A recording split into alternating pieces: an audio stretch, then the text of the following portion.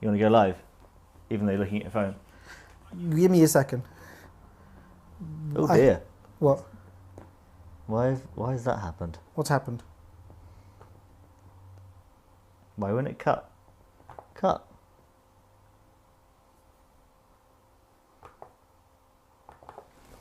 Well, that's weird. Turn that off. There we go. That's strange. Say hello. Oh. Hi. I guess we're live now. Just had to look at my own face there for a second. Thanks for that, Alex. It's all right. That was weird. I've got to look at your face all the time.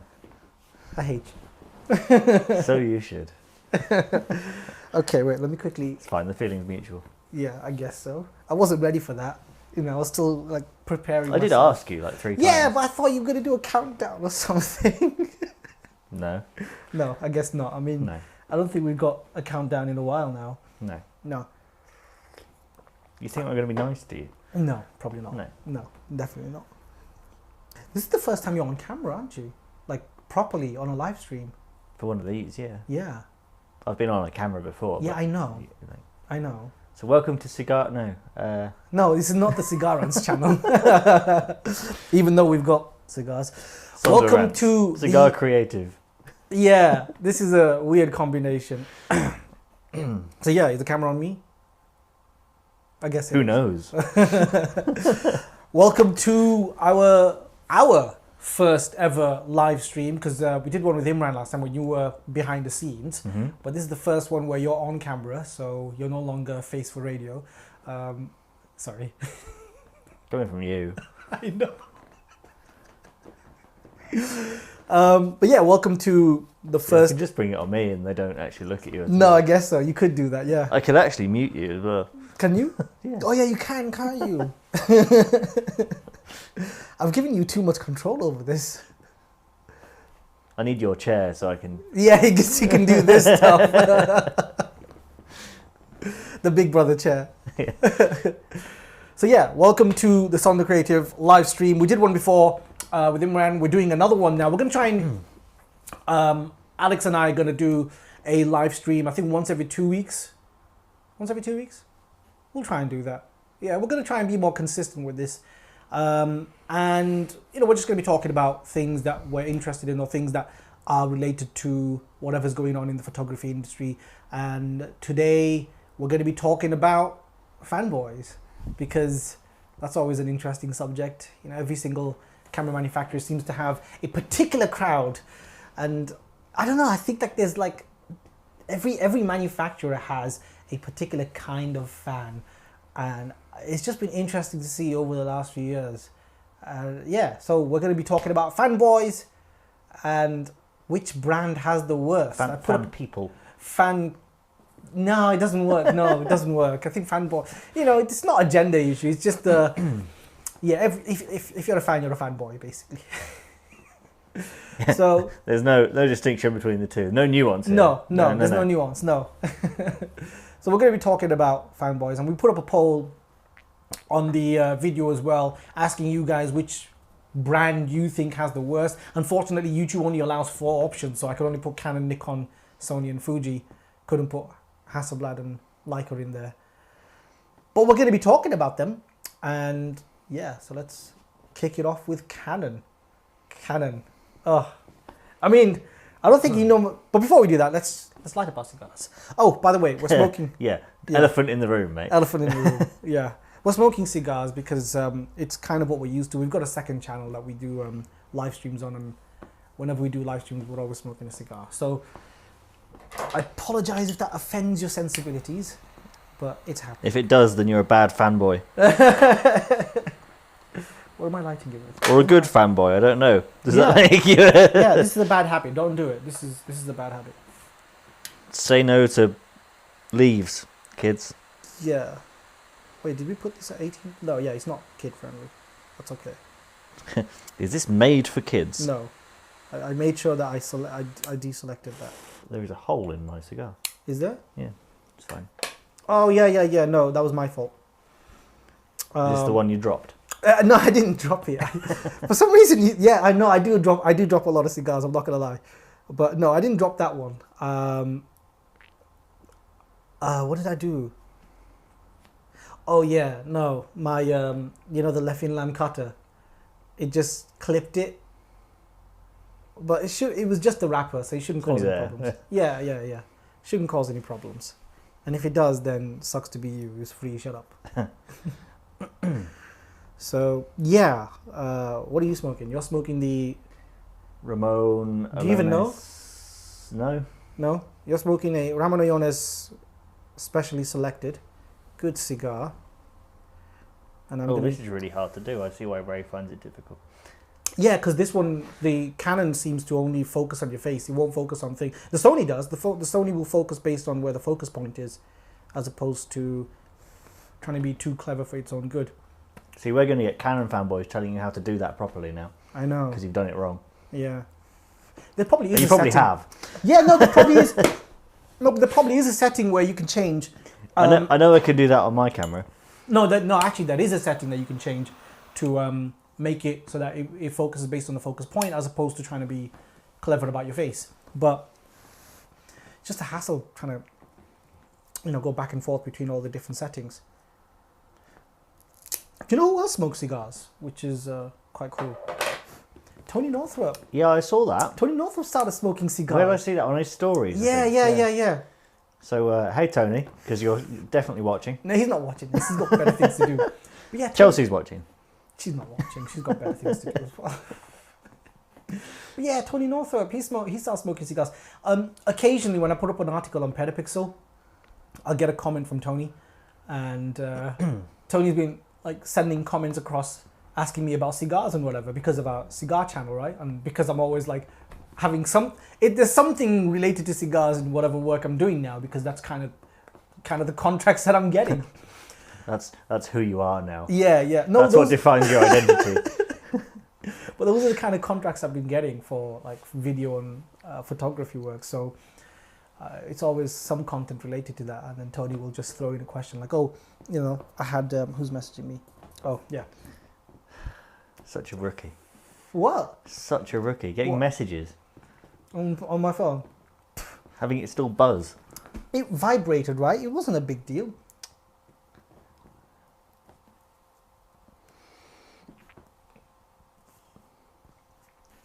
By the way, yeah. Just to the viewers, if it accidentally goes a bit weird or starts fading from each of us to one or the other, it's because I'm not looking at what I'm pressing down here. Oh, are you pressing the fade button? No, I'm not. I haven't done yet. Okay. I'm just imagining I might do it at some point. Oh yeah. By the way, we're using the Atom Mini ISO to manage this stream. Atom Mini Pro ISO. Is it called the Pro ISO? Yeah. What a dumb name. I'm just going to call it the Atom Mini ISO, which is really cool. But yeah, there's a button there called Fade, which I wish wasn't there. It says Auto. Oh, does it say Auto? Yeah, because it doesn't have to be fade. It can be whatever effect you select. So I can make it wipe or curl up or whatever. Why didn't you just make the Auto a cut? Because that's not an option. Is that not an option? Why would it be? Oh, yeah, because cut's next to it, right? Yeah, there's a button for that.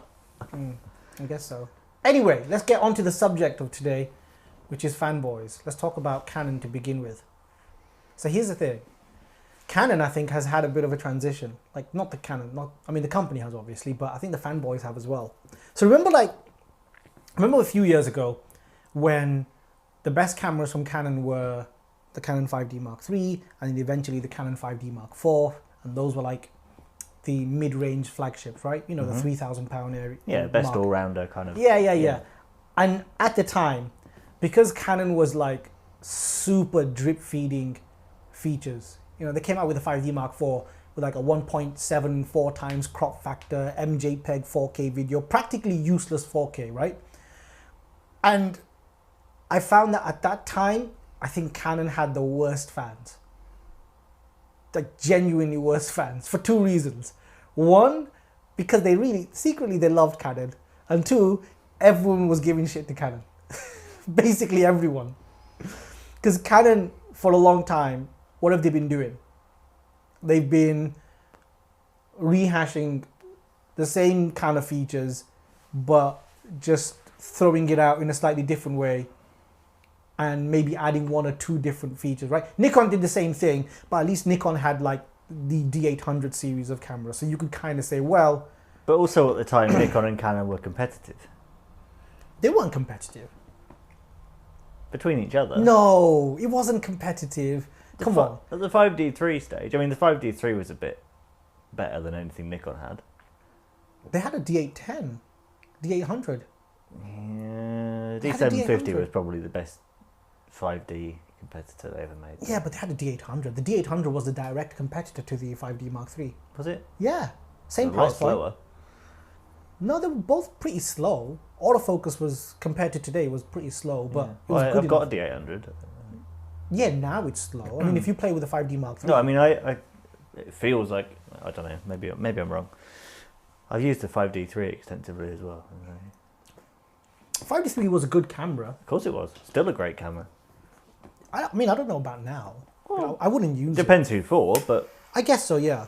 you know, I'd still recommend a 5D1, for Christ's sake, to some people. I don't know. I don't think I would. Not to everyone. No. I think for a beginner, I'd recommend the 5D2. Yeah, it depends on budget and stuff. Like, obviously, I'm overgeneralizing. No, the price is stupidly cheap now for the 5D2. Is it? Yeah, it's like £300-400 for the 5D2. Oh, okay. Full frame camera. 5D1's Decent still megapixel. cheaper though, surely. Yeah, but it's like 12 megapixels. I mean, your iPhone's got 12 megapixels. My D4's got. I know, but No, there's just that my little. D4's got more than that. I know, but there's just that little stigma, right? You know, just that mentality of like, oh, 12 megapixels. I can't really do much with that. I mean, Break the stigma. it's like that's basically like just slightly more than 4K. It's just slightly. Nobody should care about megapixels. I know it should. I care about megapixels. I care about megapixels a lot. It makes a big difference to my work. To your work, maybe. Yeah. Yeah. Okay. For maybe not to your work, because you need. No, because my Did you work gets recently- printed this big Yeah.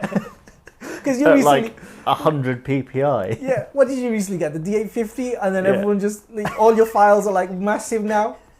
Yeah, I'm suddenly realising that 20 pictures equals a gig. And he's like, oh, that's cute. Yeah. Don't shoot medium format. So yeah, Canon at that time, right? They had the 5D Mark III, which I thought was a great camera. I mean, I practically built everything I have on the back of the 5D Mark III, because without that camera, you know, when I let that camera go, it kind of hurt. You know? There's a lot of people I've heard say it's exactly the same thing. Yeah, I built everything on that, on the back of that camera, and when it eventually left, there was just that little piece of it. I thought, oh. But then I got the 5D Mark IV, so I didn't particularly care too much for long. But at the time, that camera and the 5D Mark IV, and I think that was a time when Canon fanboys were like the worst, absolute freaking worst. Because but then I get why, because everyone was critiquing Canon, right? Everywhere you looked, oh, Canon sucks, Canon's this, you know, these cameras are better. Right. And on the spec sheet, that was true. On the spec sheet, in real like working terms, it was like debatable. Like you could see why the Canon was better in many regards, Right. especially the 5D Mark IV, because the autofocus from the sensor, in Sure. my view, is just unbeatable. Dual pixel autofocus, right? And Nikon didn't have anything like that, and Sony wasn't really in the running properly at the time. I mean, it was. When was the 5D? When was the 5D4? What was coming out from Nikon at the same time? I'm a Nikon shooter, and at this kind of stage in time, I wasn't thinking about gear very much. So D810. the 810, Yeah. which was markedly better than the D800. Yeah, but they also came out with the D5 and the D500 at the time. So the D500 is what Was that the same time as the 5D4? around. Because the D750 was out at that time, and that Yeah. was way better than the 5D4, in my opinion. I shot. That was my first camera. I don't know about the 5D4. Sorry, second camera. I'd say the 5D4 was slightly better. You think? Yeah, I thought overall, because the D7. on balance, so around that time, I was likely to shoot both relatively frequently. Yeah. And I found the D750. I keep doing this. I keep putting the wrong camera angle. Is he on you now? It's on me now. Yeah. At the time, I found the D750 a bit, and this is only personal opinion, but I found it to be the more preferable camera overall. That's because you're a Nikon shooter. Nikon shooters are always Well, weird. We'll get to fanboys for Nikon soon. What fanboys for Nikon? I think everyone's resigned. Everyone that shoots with Nikon just resigned themselves to like Pentax level of caring now. It's just like, don't care. Well, I care insofar as I wish there was a third option. No, you care about, the only thing you care about is if whether your company will eventually move over to Canon or not. You know, honestly, if Nikon were to get back to the same level, right? So They're actually doing well. It's a bit like we've got in government, right? We've got a two-party system, realistically. If we could have a three manufacturer competition, and Nikon got back to that level again properly, I would love to see companies like mine get back to, invest in that and get that going again. Nikon is. Have you seen their latest financial results? Really good. Genuinely good. Good. Yeah. They're third in the market. They'll make cameras to match it. They are. Their Z9. Yeah, that was good actually. It's really good. Yeah. It's actually like, I'm looking at Nikon thinking, but, I mean, thank God. One good camera does not a manufacturer make, but no, but it's such a good camera that you can see the trickle down impact of it. Okay. So I think that when they produced that and the specs came kind of released for that, I was like, finally, Nikon's starting to just kind of get their groove a bit, and maybe they might not reach second place again anytime soon, but it feels like, okay, they're here to play. They're going to be fine. Okay, they're going to be fine, because it was a bit touch and go for a minute. You know, you were looking at Nikon thinking, come on, Nikon, don't lose now. We need you. Yeah. But at that time, back to Canon. At the time when we had the Nikon D810, the D500, and Sony was still kind of creeping in a bit, and they weren't really making a significant mark, but you could see them on the fringes. You could see them creeping in. Canon was just getting a lot of criticism, right? Because their video features, they were mainly video features, and also their dynamic range. Remember the dynamic range complaints everyone kept making? Canon's got terrible dynamic range, and then they made the 5D Mark III, and they had slightly better dynamic range, and everyone still complained about it. What were we at then, like 11? 12? They went from 12 stops of dynamic range to 11.8 with the 5D Mark II. Then they went back to 12.3, and with the Canon 5D Mark IV, they went to 13.5. Right. So it was like, a stop and a half difference, and it was good. But then you had like Sony and Nikon at close to 15 stops. Mm-hmm. So everyone was like, yeah, I don't need filters with my Nikon. I could just recover it in post. Yeah, except Nikon JPEGs are terrible. Well, at least they were at that time. So, yeah, my D800 JPEGs, I hate them. Why?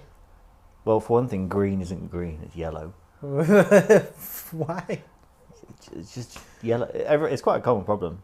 This has been known for a while. Nikon, has it? Nikon greens, yeah. They've got better at it recently, but I haven't shot enough for a while. In my old D750, which was, again, pretty revolutionary compared to what they've been coming out with. That was, yeah, you had to be careful with the greens because they always went yellow. Could you just create like a profile and then just stick with that? Probably, but when you can pick up a 5D and you don't have to do that. No, you do, because 5Ds have that magenta cast. Yeah, true. 5D Mark III had a heavy magenta issue. But people liked the 5D colours. People liked those Canon colours. I don't know why though. I mean, it was good for like portraits in some instances, but for anything like if you're shooting anyone with slightly darker skin, or if you're shooting architecture, shooting people with darker skin. How preposterous! Can't possibly do such a thing in this industry. But the actual fans at that time, right? They were pretty harsh in terms of like how. Well, what we got? We got comments. We've got a few. We've got comments. Holy crap! As a Sony user, I can 100% confirm that we are all fanboys. Says Rising Media, I'm going to say. Oh, funny. Almost choked in my Although Dimitri says Fujifilm fans are like students of Leica fans. Oh my god, yes! I quite like that. Yes! That is really good, actually. He shoots Fuji, but he has to admit that. I mean, yeah. Yeah. We'll get to Fuji. Yeah. We'll get to Fuji. That's a big subject. But Canon. We're here at the moment. Yeah. We need to be. But with Canon, I think at that time, because they were getting so much criticism, Canon fanboys came out in force, like, yeah, you know, we'll deck you in it and all that. You know, it just felt like that, and I felt like they were kind of reacting to the situation. But I think the criticisms were fair. You know, I wrote some articles talking about how Canon cameras are still great, because they were, right? You know, you had the 5DSR for commercial work, and, you know, I didn't want to shoot medium format because... You still use that, didn't you? I still use it. It's still my main camera. It's still my main camera. It's weird. It's like, it's older than my daughter. And I still shoot with that camera. It's so good, though. It's so good. You put a profile on it, colors look really good, and the lenses, like tilt shift lenses, are amazing. But since, like, Canon released their newer cameras, like the EOS R5, the EOS R6 and all them, I think the fanboys have kind of like just faded a bit. They haven't been... but they haven't needed to be as vocal. That might be why. Yeah, because people are like... Because it's pretty undisputed. Like, well, okay, Sony have come up with some competitors. But Sony's come out with some brilliant cameras. But, you know, at least for a few months, it was like, there's no better camera, really. And you also don't have to say anymore that one is markedly better than the other. You don't have to no one has to prove that, because the cameras from Canon and Sony now are both so good that they're almost interchangeable. Like, it really doesn't... Who gives a crap? Yeah. It's like, was this shot on Sony? Was this shot on Canon? No, they're both freaking on a level where you're splitting hairs. And speculation here, but I'm thinking maybe some of these fanboys got a bit older by this point, so they can now remember the time when... I don't know. I think a lot of the fanboys... when these cameras were but a pipe dream. I don't know. I think a lot of the fans were relatively older then anyway. So well, true. Maybe Sony fans were maybe a little bit younger. No, I just mean the fans are now remembering what cameras used to be like, and they're starting to realise how much it's progressed. So because nothing matters anymore. Because it has progressed a lot. You know, 45 megapixels. It's been crazy over the last 5 years in terms of like the sheer development of cameras, the autofocus levels, the video features. I mean, we just about moved to 4K. Canon didn't even do 4K. They skipped it completely. This went straight to 8K and thought, yeah, let's do that instead. I know people who are still like, I don't need autofocus. I'm like, well, not only does mine autofocus, it figures out where to focus for you. Yeah. There's a face-in shot. Oh, let's focus on that. Basically, yeah. And it's been incredible in that sense. But speaking of Sony, I think Sony fanboys, for a while, they were kind of the worst. Oh, they were kind of the worst. But I get why. You do like to apologise to these people, don't you? No, I'm not apologising. Maybe it's because we're shooting with a Canon and a Sony, that's why. Well, you're on a Sony, I'm on a... Yeah. But... I'll tell you, I think it's purely because when Sony came out with the first few cameras, right? You know, battery life sucked. Ergonomics were terrible. Mirrorless was still kind of being this little thing that people weren't certain about. And even now, there are some people who aren't really certain about it. But it's very rare. Boss. Nothing. Is he want to watch this? Let's hope not. No, yeah. So...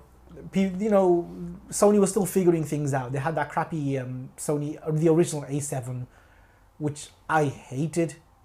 I really hated that camera. It just felt horrible. It was a bit sort of stunted, wasn't it? It was the worst camera I've shot with in a long time. It was a bit frustrating to use. Yeah, even the A7 II, I hated that camera. The A7 II, I started to get a bit into it, but not really. I just hated it.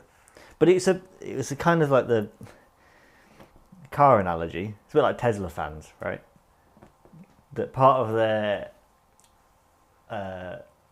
their reason for being fanboys is that they claim they're buying into this new technology. Which in both electric cars and mirrorless cameras turned out to be a good call. Yeah. No, exactly. And I jumped into mirrorless as soon as I could with the A7 R2, because that was the first decent camera, I think, from Sony. Had overheating, had some issues and whatever and this and that, but it was the first ever full frame camera that shot full frame 4K video at 30 frames per second. That was just mind blowing, considering a camera could do that At the time, yeah. at a price point of what, 2,600? It was just crazy. What's the one you're shooting on now? Is that It's the A7R3 now. A7R3, Yeah, yeah. I didn't need the A7R4, and the A7S3 hadn't come out for a decade or something, so I was just waiting for that, and I eventually got tired, so I just got this, and I thought, I'm not going to upgrade anytime so you now. wait for the 5D Mark V? Yeah, that's never coming down. But Sony fanboys, they were the worst for the time. But it was basically like what you said, because people were buying into this new. I mean, it wasn't really new technology. It was just. Yeah, they were kind of evangelizing about it, right? Yeah. They were kind of annoying in the same way that people shoving religion down your throat is annoying. But they didn't have a good point, though. But it's like, again, like I'm not against religion necessarily, and I'm not against mirrorless cameras necessarily. Just stop. Yeah, just chill out. It's just a camera. chill. Yeah, it's just a camera. But then I think the reason why that came about is because a lot of people were criticizing Sony, because every time Sony, actually no, I think it might have been more of a response than actual fanboyism, because every time there was an article about Sony, and even now, if you see any article which mildly praises Sony, someone somewhere will come out and start talking nonsense about, oh, this is a Sony paid ad and this and that and blah blah blah, and when you say see an article, in your case you mean write an article, I presume. No, I mean an actual genuinely when you see an article as well. But you get that on your Canon articles. Everyone calls you a Canon shill, right? Not so much. Don't they? Not so much on Canon. Or when you write anything, it's Fuji. Oh, anyway, I can't get there. Can't say the F word yet. No, when I write anything positive about Sony, I get it a lot more. Right. When I write something about Canon, it's less so. Right. But that's why I didn't get, because I was like, wait, but I write positive things about every brand. I'm talking good things about every brand. I'm talking bad Some things. of my best friends are Sony. No, because I talk about the cameras that I own. So if I own them, I've literally put my money where my mouth is. Mm-hmm. You know what I mean? So I've got a crack through my cigar. First world problems at its finest, right? What have I done to this? I think I dropped this one. You dropped it. He dropped cigars. I'm about as nice to cigars as... I don't get it. Just look, gravity, okay? It's there. Yeah, so you keep hold. That's what these are for. Opposable thumbs. No, you've got a second band. Look, there's a second band on this cigar, right? There's a second band. It's not. Is it on me? Oh, yeah. There's a second band on this cigar. That's there to keep things together. Sure. Yeah. See? Thought it through.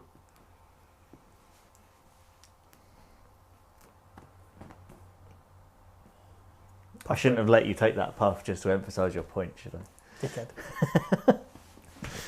So no, I mean I'm talking about like actually seeing articles, because I'll see like a bunch of articles on Petapixel and f-stoppers, and people will talk about certain even if it's just a press release. Like this one time, I genuinely saw a press release about a new whatever from Sony, and a couple of people wrote, "Yeah, this is a Sony ad." Like, it's a press release. What are you talking about? It's literally a Sony ad. It's a press release. What?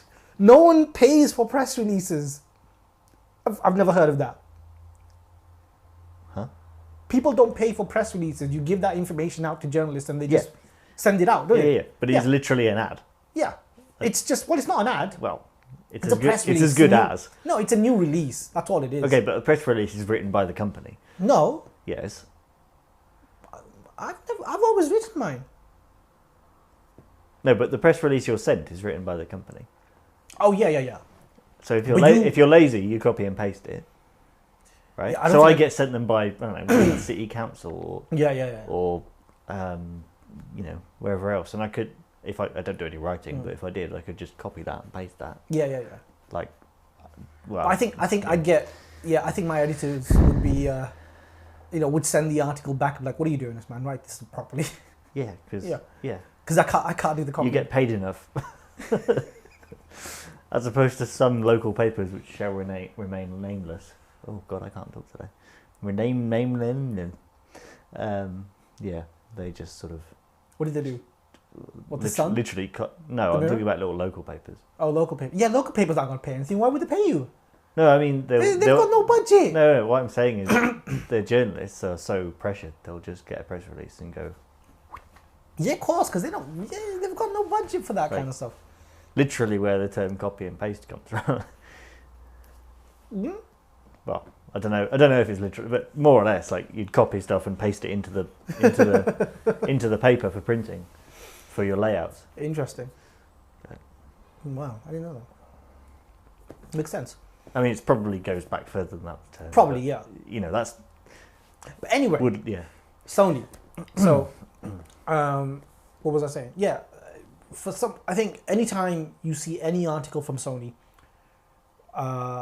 people are always like, "Oh, this is sponsored or a paid ad," and it's like, no, it's. I've just said something which I think is interesting about a particular brand, but suddenly that turns into that, and then because someone says that, a bunch of other people start like chiming in, and then you get this like little back and forth between people about Sony, and then I think that's one of the reasons, because people were so heavily critical about Sony when it was first coming out, because it was it was a new kid on the block, really, right? It made the A-mount cameras, but the A-mount cameras didn't go anywhere.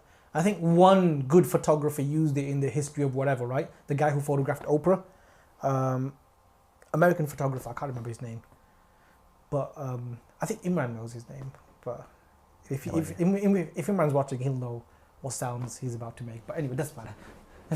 It's just, I think he was the only person that I can think of that used a Sony A-mount camera, and then everyone else just thought, "What's this bullshit?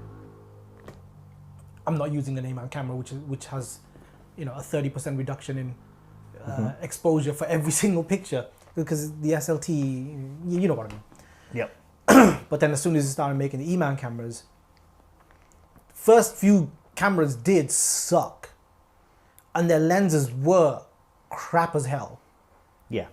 Like really crap lenses. So when anyone used it, immediately people had that, "Why are you shooting with that junk for?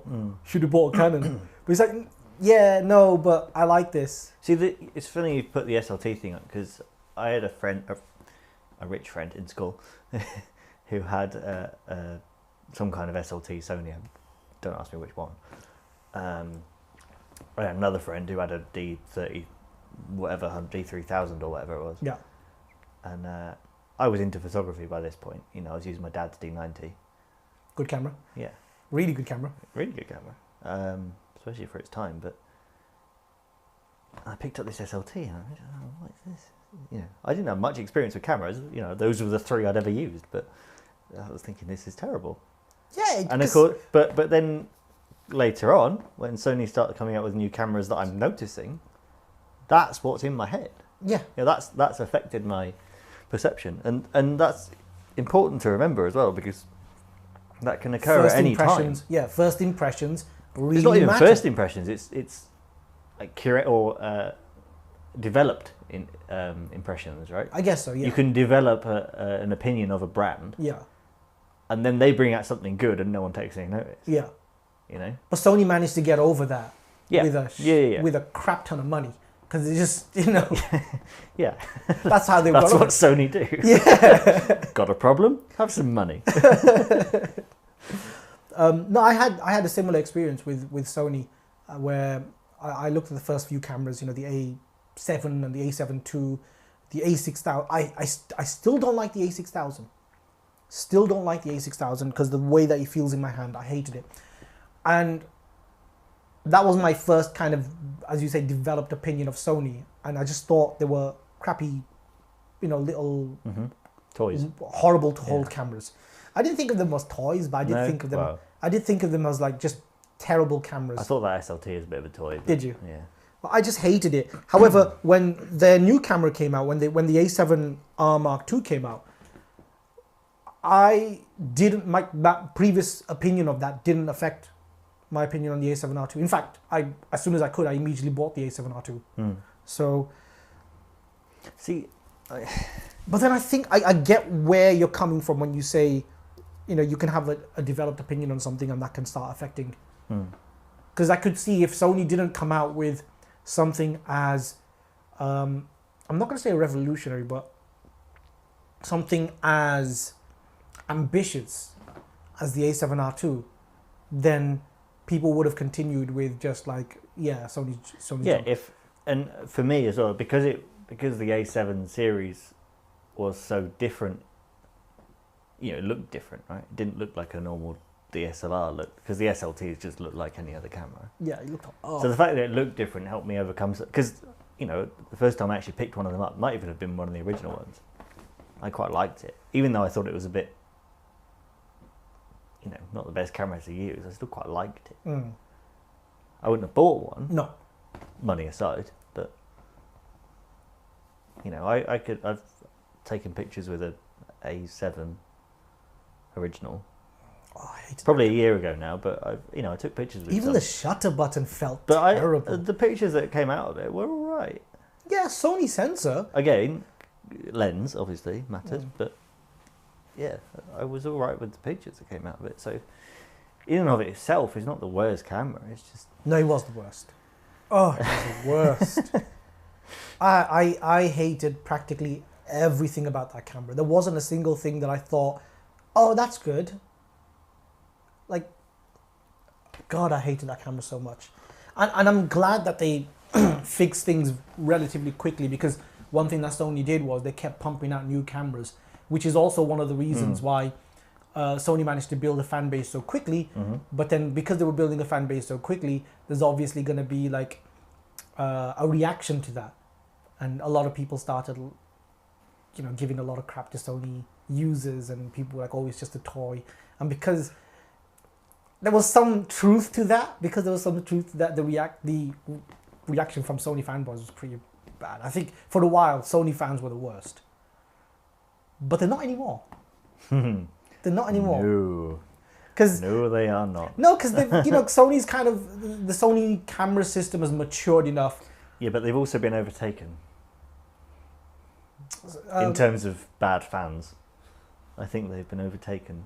Yeah, by our friends. Yeah, but we'll get to that. Well, but I think it's about time to get to that now. No, because we've got another few brands to talk about. Okay, well, we're 38 minutes in, so we better hurry up. Briefly talk about Nikon. I don't know much about Nikon fans, to be honest. I mean, the only time I've written anything about Nikon was a pretty negative article. I've never really heard much from them either, to be honest. No, I got absolutely hammered in that article, but for good reason. I deserve that. Yeah, I mean, I'm shooting Nikon just because, really. No real reason. I've got no real brand loyalty. No, I don't have any brand loyalty. And I know other Nikon users, top professional Nikon users who love their cameras. But if they got handed an R5 or something, they wouldn't scoff at it, It's easy to make fun of Nikon though, because Nikon's it's almost like the little brother in the industry now. It feels like that now. Yeah, which is ironic given how it started. But even for a long time, because of Canon dominating the industry for such a long time, which wasn't the case in the 70s and 80s. No. Because at that time, Nikon was... all Nikon. Yeah, it was all Nikon. Especially in my industry. Yeah, especially for professionals. If you were a professional worth anything, you would be shooting with a Nikon, not a Canon. Who shoots with Canon? That's kind of what it was, right? And then Canon just dominated. Well, Nikon brought out the first digital, didn't they? I think they did, yeah. Nikon came out with the first ever the first ever DSLR that shot video as well. Yeah, D90. Yeah. And still, Canon kept its position.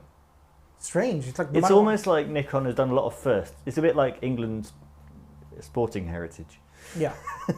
So Nikon does good at making things, but not so good at doing them. Yeah, Canon. I mean, Nikon would do something, and then Canon would just do it. Anything that you can do, I can do better. Yeah, slightly, but just ever so slightly better, just enough so that fanboys can look at Nikon and be like, "Yeah, it's a bit shit, isn't it?" It's like, but yeah, I think Nikon fans have just been relatively mild in my experience. I mean, what about you? But I think that reflects. I think the level of fanboyism almost reflects the status of the brand in some ways. Like yeah, with Nikon, it's been a pretty steady. They've just sort of been there, really, haven't they? Just kind of exist. like the world's greatest attendance. For the most part, after given the firsts that they've had, for the most part, everything else has been kind of, yeah, that's all right. That's good. Yeah. Even in the part where they were on the same level as Canon, it was still like they were only just inching one after the other, weren't they?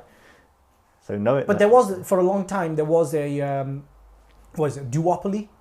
Yeah. Yeah. There was some kind of parity between them as well. And there were kind of in, it's, I mean, you can't say that they were, but they kind of were. They were in agreement to. Yeah, I was going to say the same thing. Yeah. It's almost as if they're going, well, we're going to do this, so you can, we're going to do 36 megapixels, so you can do 40, and we're going to do 45, and then the R5 came out. But Canon had to, because Canon realized, okay, we're not competing with Nikon anymore, we're competing with Sony, we got to push it up. It kind of snuck up from behind and went boo. Yeah, because Sony realized, oh, these guys in a duopoly, okay, let them freaking fight amongst each other, I'm just going to charge ahead. Yeah. And they did, and they took over from Nikon, but they haven't been able to take the Canon market just yet. Mm-hmm. But yeah, I think that they'll probably become the next duopoly with Nikon just kind of setting back a bit, or we might get a triopoly, which would be the ideal scenario. Yeah, the ideal it's scenario. Not really an opoly at that point, is it?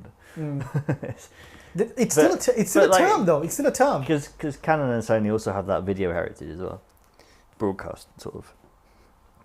People have been using one or the other of them for years. Sony more so than Canon with video. Yeah. Because Sony actually produces the content as well as make the stuff to produce the content. Sure. So I think they've got a more ingrained understanding of video than I think Canon does. I don't know, in terms of shooting, Canon have got some... Yeah, I think Canon's got... But I think Sony has that little slight edge of the fact that they even produce the actual because they made some of the best sort of camcorders. Yeah, they did actually. OB little OB cameras for ages. Actually, yeah, that's true. And they still make some fantastic cinema cameras too. Yeah. Yeah, I know they still do, but I mean, I'm just thinking how it was built. Yeah, no. I mean, there's Fuji obviously had all their Fujinon broadcast lenses and stuff, which they still do, and which is just ridiculously priced, but for good reason. Ridiculously priced, but also ridiculously good.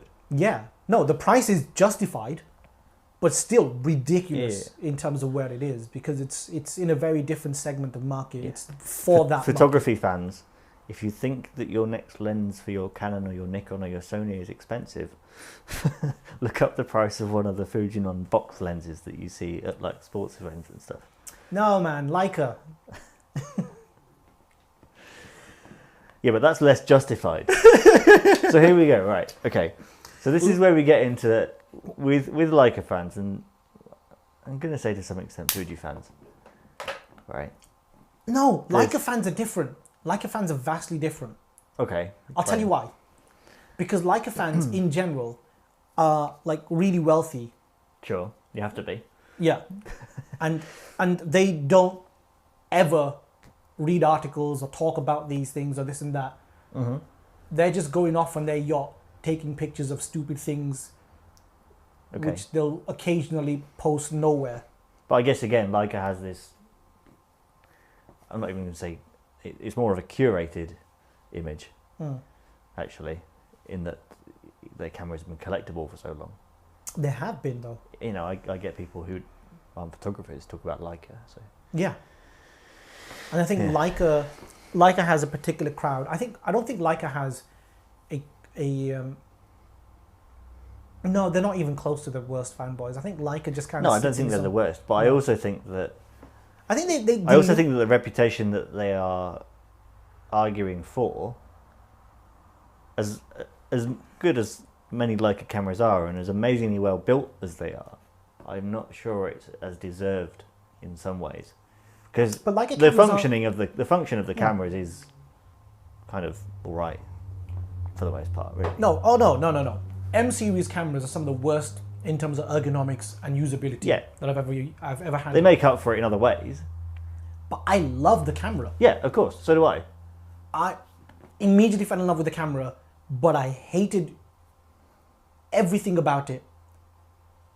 and I still loved it. It was weird. Yeah. Like I really want an M10R. Well, you pick one up and there's a feeling. It's a nice feeling. Yeah. I'm sure there's a word for it in Swedish or something. In German, probably. It's like, but yeah, I wouldn't want one for work. No.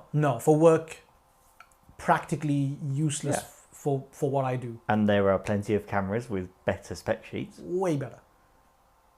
But I don't. And this is why I was saying it's not quite so deserved, because. But Leica, you have to. You're basing this reputation based on the feel of a camera, which is important. But here's the way I would look at it. Leica's a kind of like a Rolex in some sense, or a luxury. It's like jewelry. Well, I guess a Rolex, doesn't tell the time any better than my it probably Casio, tells the time worse than a Casio. Because it lags. But it tells the time in pretty much the same way, you know. So, yeah. Yeah. So. It just looks nicer doing it. Yeah, and I think that a Leica is similar in that vein. It's more of it's more like jewelry or a luxury product. Forget about how good it is as a camera. It's more of it's kind of like a Rolex. That's basically. And there's a place for that as well. Yeah. You know, I'm not saying, because you could make the same argument about cars, as Precisely. many people do. Yeah. You know, you can get there in a Dacia, or you can get there in a Rolls.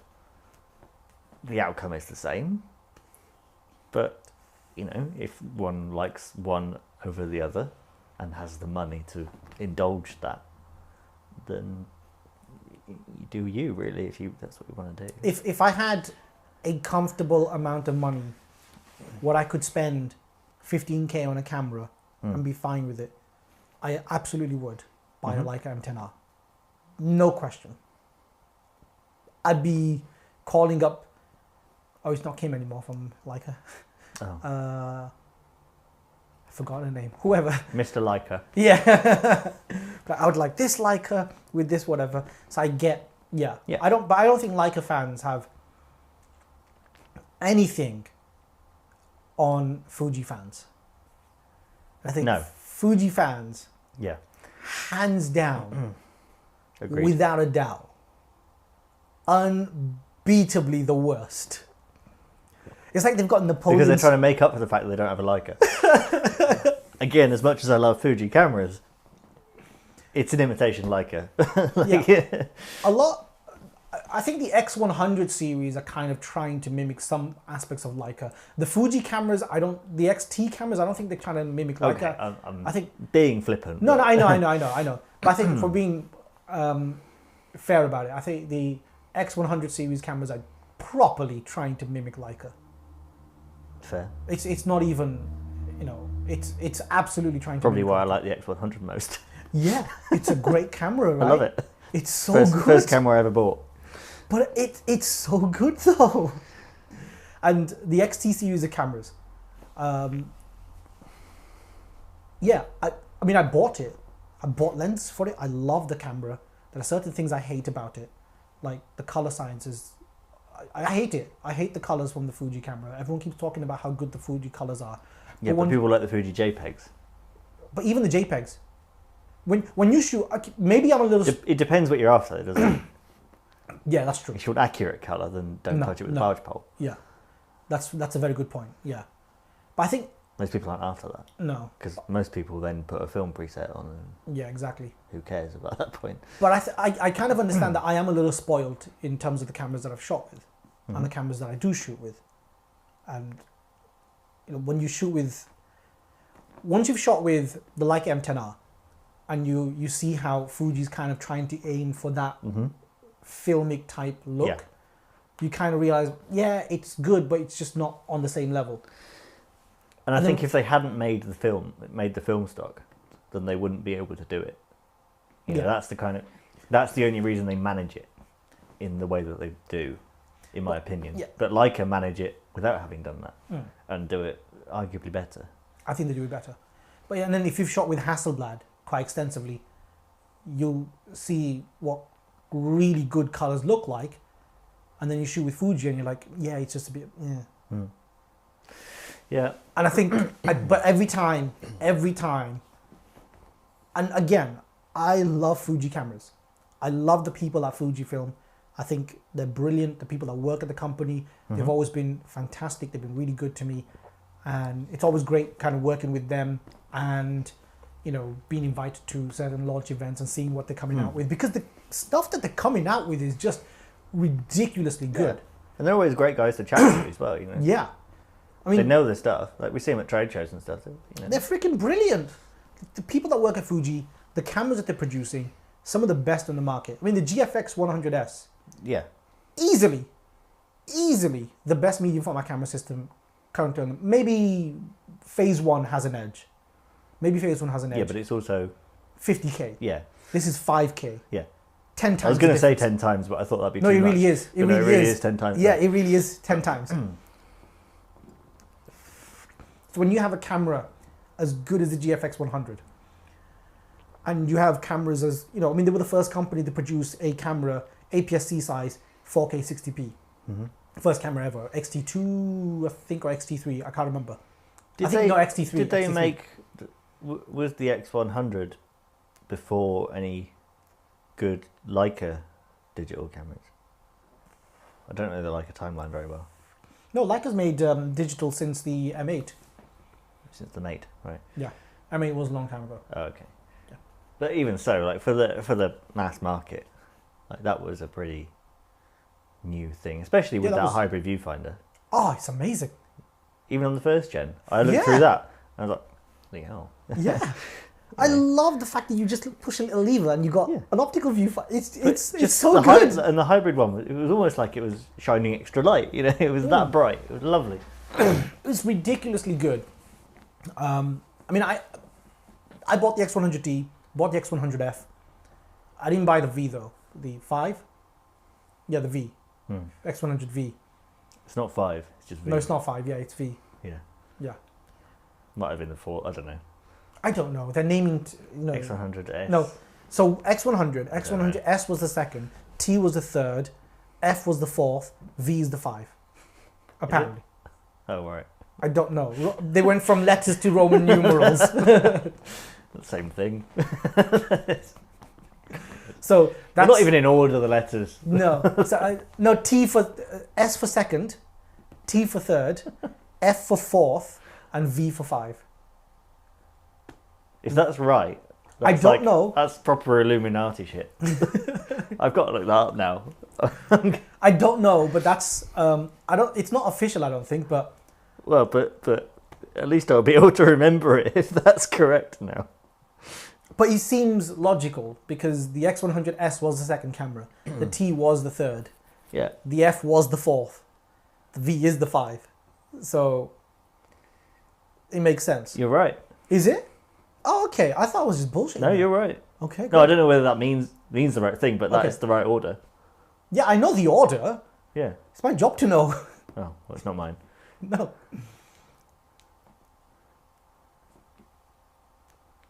But whether that's correct or not. I don't know if it's correct, but I know that that's the order that they came out in. And then they came out with the XT2, and I thought that was a remarkable camera. So one of my friends, I haven't spoken to in years now, or maybe not years, but a couple of years. Chloe, she was thinking. Oh, that's why they. Sorry, they couldn't. If that is the convention, then they couldn't do F for 5, could they? No, so they have to do V. Yeah. Yeah. Well, they can't do S for 6 either. No, so they're gonna have to do V1. I really hope. Can you get onto them? I really hope that's the reason, because that's great. I'll call Jeanette. I also like that they've not. If that is true, I also like that they haven't actually announced that to anyone, as far as I can tell. I don't know if it's official. I know that a lot of people in the industry, or people who shoot with Fuji, have said that, and it makes sense. There's some logic behind it. It makes sense, but I'll be able to remember which one's which now. Yeah, second, third, fourth, and 5. Anyway, what were you saying? Something vaguely important? I don't know. Oh yeah, Fuji fans. So they make some of the best. Fujifilm makes some of the best cameras easily. And when you make such great cameras, and I've actually made it quite clear that I'm obviously nitpicking with some of the negative points that I'm making about Fujifilm, and even in the articles that I'm writing, I make it clear. Look, I'm obviously nitpicking here because this is one of the best cameras ever produced. But it's still worth mentioning because Fujifilm actually listened to any critiques, and they do. They really do listen. Mm-hmm. I've noticed that about Fuji. The people that work at Fuji, if you ever make a critical point about it, they'll actually get onto it. Maybe not immediately. Well, they're not just going to bring out a new No, camera. exactly, yeah. You know, there's a long, you know, lead time before they can produce anything new. I don't like the autofocus. Here, have another one. We fixed it. I want a new film profile. Here. Weirdly, they did. Well, yeah, that's what they do. Plastic chrome, wasn't it? They actually did that. They, you know, people are like, oh, we want an extra film profile. Okay, here's your Turner. Oh, thanks. Great. And as a company, I think they're brilliant, but their fans, worst.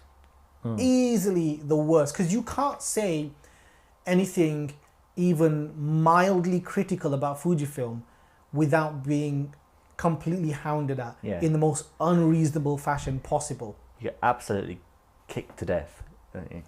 I've seen it happen in your articles. It's nuts. I'll say something reasonably inoffensive, slightly offensive. You don't know what inoffensive means. Reasonably offensive about a Fuji camera that I bought with my own money, that I use regularly, that I understand. And like. Yeah.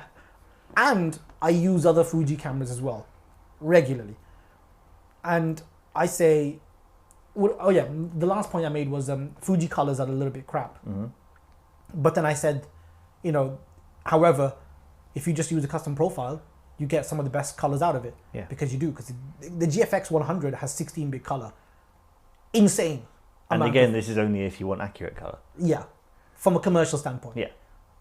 But that is a commercial level camera. In all fairness, it's a commercial level camera. Yeah. It should have a commercial profile because it's used and it's aimed towards that level of photography. Yeah, it's sorry, not I forgot you were talking about the GFX for a second. Yeah, it's not used for street photography. So why has it got street photography level profiles? Because that's what Fuji cameras were initially, right? They were predominantly for that kind of work because Leica were street cameras. Or let's not talk about how street photographers are. No, let's not get into that. No. That's a box I don't want to open. No, I don't want to take that box ever. But you have a commercial grade camera, which you're comparing against manufacturers like Hasselblad, who have been making commercial grade cameras for a long time for that kind of photography, you know, for product photography, for... Their cameras went to the moon. Don't know if they ever told that to anyone. No, they've never mentioned that. No, they've never mentioned it. Every so often I get an article from like Hasselblad. Did you remember we went to the moon? I'm like, yeah, we still like... It's all fake. You know what the weird thing is? Every time they send it, I kind of like it. I'm like, yeah, you did go to the moon. That's pretty cool. And then I read the press release. I'm like, yeah, okay, I'll post this up. But you have Hasselblad, who they're effectively competing against. Because that's their main competitor. They're not competing against Phase 1. Because Phase 1 kind of, they just transitioned into a completely different segment. Yeah. But they are competing against Hasselblad. The segment of money. No, I don't think they're selling many cameras. I think they're selling like two cameras a year. Money, not many. Oh, I see. The rich people area. Yeah. Well, they make the majority of their money from Capture One. They've gone to the Saudi prince section of the market. I think they make a lot of their money from Capture One as opposed to... Yeah, probably. As opposed to the cameras. But the cameras, they are so good. Which this is the thing that still gets me, is that you will get Fuji fans being Fuji fans, and then they'll go and rave about Capture One being better for Fujis. I'm like, that just goes against everything that you've just touted to me. Yeah, because Capture One is all about commercial level color. Yeah, and it's Phase 1. Yeah. I don't know. Anytime I will use, if I this is why I've stopped using Lightroom for Fuji cameras in any article or whatever, because it just shuts up the Fuji crowd for like about 15 seconds of a one point. But what I'll do is, and I still get comments about, oh, you should have used Capture One. You don't know what you're talking about. I'm like, I did use Capture One. It literally said it in the first paragraph. Oh my God. Yeah, but some people won't be happy until they literally stand behind you and watch it all. They won't accept a video evidence even. Like, they want it signed in triplicate. Yeah, but I don't understand why the idea. Because there's a conspiracy, right? You're part of this big conspiracy. I could be, yeah. Yeah. I might be. Clearly I am. But I don't understand why Capture One is the preferred software for Fujifilm anyway, because it's not. From Fujifilm. It was, yeah. For a while, Lightroom couldn't handle the X-Trans sensor. Mm. As far as I'm aware, they fixed that now, right? Yeah. And for a while, only Lightroom had Fuji profiles anyway. Yeah. So if you wanted to edit any... I mean, you couldn't take Fuji files into Capture One for a long time anyway. Yeah. Because it wasn't supported. Actually, when the GFX 50 was still new, I did a comparison against whatever, I can't even remember, right? But I did a comparison, and in the video, I obviously used Lightroom because Capture One didn't support Fujifilm. And I got crap for that. And I'm like, mate, look at the date. I filmed this in 2018 or whatever. Capture One didn't even support it then. See, right, this kind of sums up this whole rant for me, right? Mm. Bad fans, it's just like, just stop. Mm. Just get a life. Because everything you do is just, I don't care. I just don't care anymore. I have to care, unfortunately, because it's like I have to deal with that. Yeah. You don't. No. You're just walking around oblivious with your Nikon, like, oh, okay, I've got this new job now. I'll go do that. Yeah. Oh, Lidl. Okay. Oh, murder scene. Oh, yeah, do that. Yeah. Oh no, don't tell me about that. No, I don't want to know about some of the jobs that you do. Oh, treehouse. Okay. Yeah. Is it still live? Because I think. Oh, Yeah. I'm getting an ad on my video. I'm a professional, mate. Yeah, It's right there on my laptop that's propped against a chair like a true professional. What did my phone do? I hate seeing ads on my own videos. Surely, if you're on... If you're on your own video. Yeah, why are you seeing ads on your own video for? You're making yourself money. Strange. Like, if you're logged into your own channel and you watch your own video, surely YouTube should realize, okay, he's on his own video, don't put an ad on it. But anyway, it doesn't matter. Never miss a chance to commercialise. No. I mean, no, YouTube, you're the best. Yeah. All praise YouTube. All praise Google. Don't be evil. Coming from the... Anyway, it doesn't matter. But Fuji fanboys, hands down, the worst. Do we have any comments at all? Not many. Okay. Christian Chapman thinks Leica has worse fans. Hmm? I think it's worse than Fuji based on when the timestamp was. I think Leica fans just don't engage. I mean, yeah, there is a. I mean, if two people here are anything to go by, there is a perception that Leica have particularly bad fans. I've never had any fans. I think, to be fair, and no disrespect to you two that have commented this, but Yeah. I think there are a lot of people that don't like Leica fans because they've got a Leica and they're jealous. Like, I am. I know I am. I mean, I'll happily admit that I'm jealous about Leica. Someone that owns a Leica. I want one.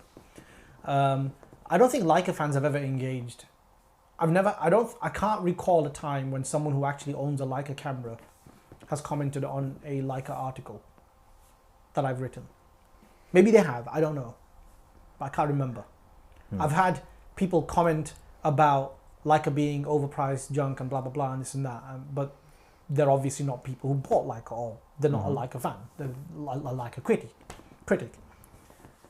But I think Leica fans just don't engage because they're out doing something else.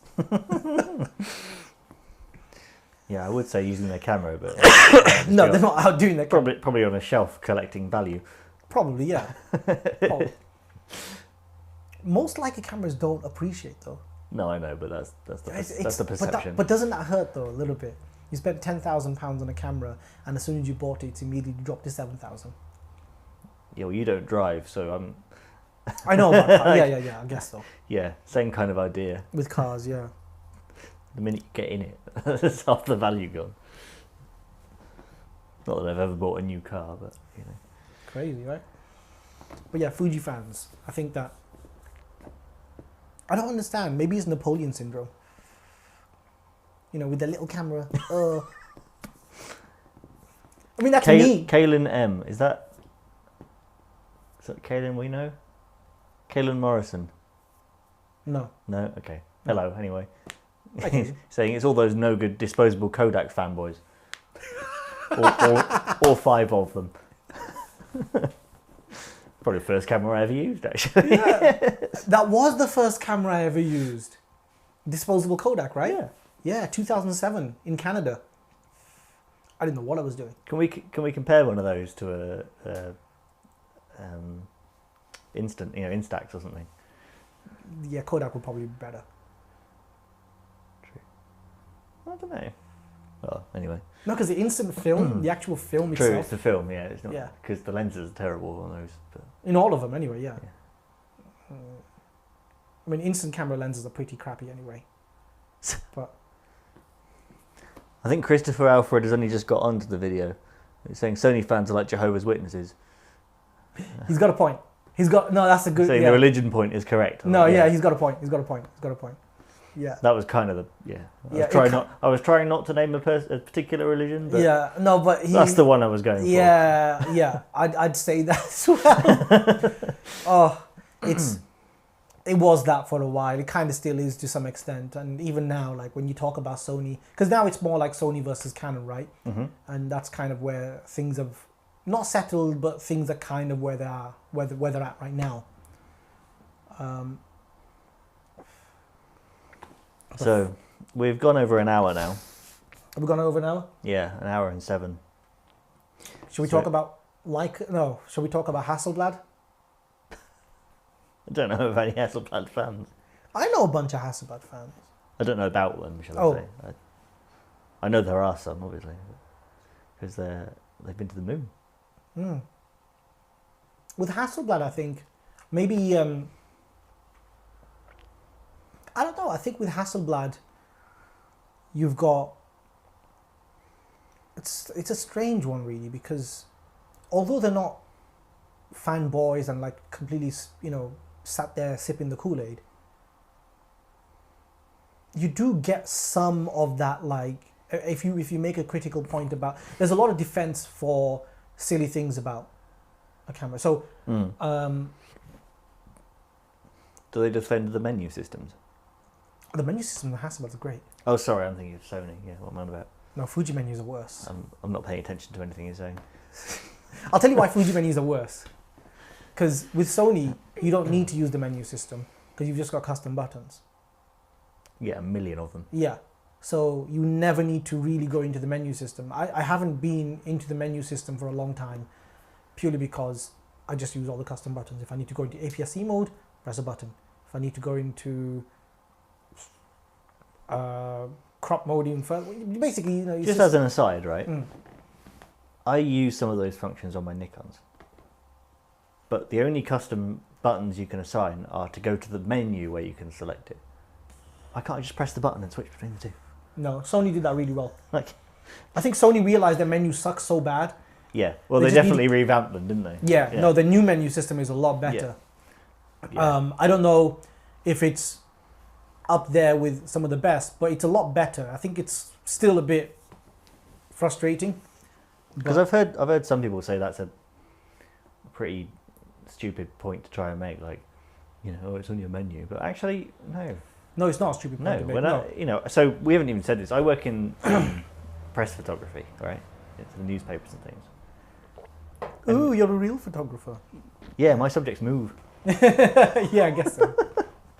Mine don't. But, if I end up having to change a menu setting, there's certain jobs I'm on, right, where I don't know if I'm going to have to take a picture in the next 2 seconds because someone walks around a corner. Yeah. So if I'm changing a menu setting, I want to bloody well do it quick. Yeah. I don't want to be farting about trying to find the damn thing. Yeah, exactly. Or it might even be that I have to change it mid burst shot. I've taken a few shots, realised something's wrong, I've got to change it. Yeah. So It's a bigger issue than I think. Maybe if you're only shooting trees or whatever, you know, if you're only a hobbyist that goes out and shoots quite slowly. If you're only shooting buildings, it's fine. Buildings, yeah. Yeah. Yeah, they're not going to go anywhere. No. But if you don't have time, if you're under pressure. I know what you mean. No, menu systems, I think when... or sometimes people say, oh, you know, menu system is just because you're not used to it. No, there are certain objective things you can make about Sony and Fuji, and that is Sony's menu system, the old ones, you have to go through like 700 pages just to get to the thing that you want to get to. Yeah. And with Fuji, it's the same thing. You have to go Put it another way, I'm only used to one, really. So I can pick up any other camera and make a pretty objective review of how good the menu system is. And some are definitely easier to find stuff, more intuitive to find stuff than others. You know? The best by far is Hasselblad. It's not even a contest. Right. It's just so... It's so good and so in a complete different league that... Yeah, it's a no contest. Canon kind of comes in second, but it's like there's a big gap between Canon and Hasselblad. A big gap in terms of menu features. Right. I haven't used Nikon to be able to make an objective. Like, I mean, I've used it. I quite like the Nikon menu. I mean, even from someone who uses it, I quite like it. With Nikon, the only thing I don't like is with the cameras that I've shot with. Okay, the reason why I didn't enjoy shooting with Nikon was because I shot with some of the D series cameras, and I'm not used to shooting with a lot of those levels of cameras. Like, I'm not used to shooting with the 1DX. I've shot with it, but I'm not used to it. And I'm not used to the D series cameras either. And those are the Nikons that I've shot with. The D single digits. Yeah, the D5s, the D5s. They're all Ds, really. Yeah, I guess they are. Yeah, sorry, yeah. The flagship. The single cameras. digit D. Yeah, the flagship cameras. And because I'm not used to shooting with them regularly, it just felt like a little bit. But realistically, like the custom settings functions in Nikon menus are pretty much the same as Canon's, just vertical instead of horizontal. Yeah, that's why I think that's why I didn't like it. It was vertical. But then Fuji's vertical and Sony's like yeah. But that's really it. Like, yeah. But Fuji menus and their colors and this. But what gets me most on Fuji cameras is the sub menus you get by pressing certain buttons on the back when you're shooting. Like if you press the left button, you get the film stop menu, or you know. And I can never remember which one's which. So Fuji they've got the quick menu, they've got the full menu, they've got like the sub-ish menu as well. And none of them kind of link into one another. So they all do something. If you want to do something properly, you got to go into the full menu. If you go into the quick menu, it does something slightly. It's just, I don't know. It's just a bit frustrating to use with the Fuji. So what I tend to do is I just set it in a certain way, and that's it. That's how I shoot. That's what I use, and that's it. To be fair, I think that's what 90% of people do anyway. Yeah. But with Fuji, sometimes, if I want to change video settings, then I got to go right into the video and change the frame rate or something. Or if I want to change a particular feature in the autofocus, then I got to go all the way into the freaking full settings menu and whatever. It's just a bit annoying. But yeah, Hasselblad fans. Hasselblad fans are kind of like, they'll sit there and say they know best and no one else knows anything about anything. So if you say anything, their first response is, you don't know what you're talking about. I'm like, I think I kind of do at this stage, considering how often and how many cameras I've shot with Hasselblad and how many lenses I've shot with. But yeah, I think Hasselblad in time I've kind of... I've shot with lots of Hasselblads. Look at me, I've shot with lots of Hasselblads. Yeah, not because I bought it. I'm not going to buy a Hasselblad anytime soon. They're too expensive. They're great cameras though. They've been to the moon, do you know that? Yeah. It's such a nice camera though, the CFE. Yeah, I love that. But yeah, so that's been our little complaining. We're complaining about complainers. Yes. That's what we did. Well, we can round it off, round off the video with the results of the poll. I'll end the poll now. So we've had 28 votes. And when I press L, there it is. 28 votes. Half of them say Sony are the worst fans. Oh. 21% is Canon, Nikon 14, and Fujifilm 14. Oh, so Fujifilm like Has the joint lowest bottom. votes, yeah. Interesting. Maybe I'm wrong. I don't think you are. I just think all these people voting are Fujifilm fanboys. No. We see you. No, I think, yeah. I have a love-hate relationship with, actually not with Fuji. No, not with Fuji at all. With Fuji, I have a genuine love relationship because I utterly love their cameras. Yep, me too. But then I have to deal with their fans, which is always a bit frustrating. We didn't even talk about Pentax. Apparently Pentax had the worst fans for a while. Did they? Yeah. Tony Northrup made a whole video about, Attack of the Pentaxians or something. Because he said something mildly mean about Pentax, so they all came after him and they were like, oh, it was Kaylin. I thought so. Yeah, okay, it was Kaylin. Oh, cool. You joined us. Hello. Yeah, thanks you for joining our live stream, man. Let us know when you're back over here, not enjoying the freaking sun in Florida. Yeah. I think his dad's. Yeah, I know. I think his dad's in. I'm looking right at you now.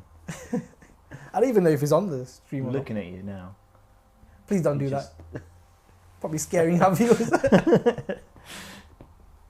Yeah, we also didn't know your surname, so hey, hello. Oh shit, I don't know his dad's name. I just call him Ron. Yeah. Morrison. Yeah, it's Morrison. Oh yeah, it is. Yeah. Yeah. What am I thinking? Ha ha ha ha ha. Is that him? Yeah. Yeah, Pentax had Tony Northrup talked about it for a while. Also, speaking of Tony Northrup, I like Tony. I like what he does. I like his content. Do people not? Oh no, there's I think it's because he's got such a massive audience. Right. You're gonna have a vocal minority, right? Yeah. If you've got like over 1 million people as your subscribers, Yeah. you're definitely gonna have a significant enough vocal minority that's gonna be. It's gonna be significant. And I hate to say, like, it's a bit of a cliche to say all the haters are just jealous, but I don't think they are. no, but No, I think it's that kind of vibe you get off people like that. I don't think they're jealous. I think they genuinely. It's that same kind of adolescent, childish vibe you get off people like that. Is what I'm getting. But I don't think it is. I think that people, if you. No. No, I don't think it is. I think what it is that when you've got an audience that big, when you've got an audience that big, you are genuinely gonna come across people that don't like you. Well, yeah. Which is fine. But I think that a lot of people who don't like Tony will be very vocal about the fact that they don't like Tony. But then the way I look at him, like, well, yeah, but he's got over 1 million subscribers. He's gonna be fine with a few people disliking him. He's fine. He's doing great. He's been he's worked really hard to get where he is, and yeah, I really like his content. I think he does a brilliant job, and obviously I'm a fan. I've just seen Kaylin's comment. It is the one you know, as in it is the Kaylin you know. Whoops. Well, great to have you, Kaylin. Let us know when you're back on this side, and then we'll hang out and not have cigars, because. Well, we will. Yeah, we will. You won't. Yeah. I guess, what time is it? 1 hour and 19 in. No, that's a good enough time. Yeah. I think that's a decent 19 minutes time. over. Yeah. So. We said it'd be an hour. We didn't really know what would happen. So. Yeah, I think we just wanted to complain a little bit longer. I can complain all night. Yeah. So yeah, this has been our 1 hour and 20 minutes rant. Not quite yet. Yeah. Nearly. Ish. Of us just whinging about people that whinge. Yeah. So we're no better. The irony is not lost on us. Just want to point that out. Yeah. But yeah, no. This has been cathartic. Yeah, you get back at all those commenters who don't like your article. Yeah, I'm going to talk about it. Told you I'll get you. Yeah, that'll show them. No, I think some of them have made some really good points. which I've gone back and thought. Okay, No, they're all terrible. no, they're not. They're not though. They're all stupid. No, I wouldn't say that. I think that some of the points that they make are stupid, but they're not individually. Yeah, Like you know, you can challenge a point, you can challenge a comment that someone makes. But Yeah. I think that's the distinction that I follow that other people don't. Yeah. So I have to deal with being called X, Y, and Z. Anyway, it's just part of the territory, but it's actually all in good fun, in my mind. Yeah, I'll call you names all the time. It's fine. I know you do. So, you know, it's nothing new for me, I guess. I have to deal with Alex on a regular basis, so thanks for that, Alex. Yeah, the feeling's mutual. But yeah, that's been our... Holy crap, we just complained for an hour and 20 minutes. Yeah. And then we just complained about complaining for another 2 minutes. Yeah. That's been good. But yeah, I guess Alex and I are going to finish our cigars and probably talk nonsense for a bit. A bit more. Yeah, a little bit more.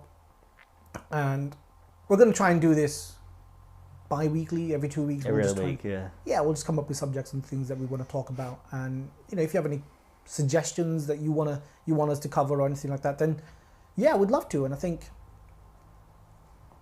yeah, this has been first-ish live stream with Alex, where we talk about whatever. But anyway, follow him on Instagram as well.